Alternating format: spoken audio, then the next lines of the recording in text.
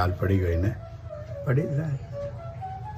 50-55 વર્ષથી જે માણસ અસંખ્ય શ્રાવણ કાઢ્યા હોય, રેડિયો, ટીવી, ફિલ્મ, સિરિયલમાં લોકો સમક્ષ વહેતો રહ્યો હોય, એને ટાલ જ પડે. એને બાલદીને પણ બાળ નહીં ઉગે. ઘણા લોકો એવું કહે છે કે શ્રાવણ બેઠો. એટલે ભાઈ, શ્રાવણ બેસતો નથી. શ્રાવણ તો માણસમાં ઊભો થવો.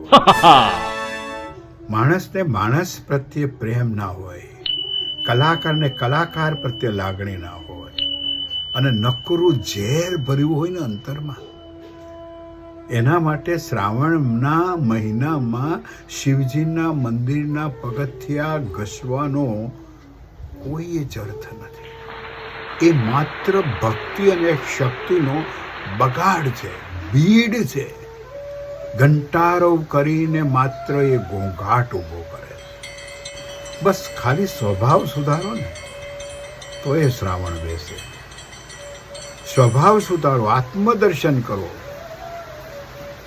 તો ભાવમાં પણ ભગવત ભાવ રહેલો છે એની અનુભૂતિ થાય. એક વાત તો, ભીંજાયેલી અગરબત્તી ને તમે સળગાવો ને તો એ ક્યારેય પણ ધુમાડો કાઢતી નથી. ક્યારેય નહીં.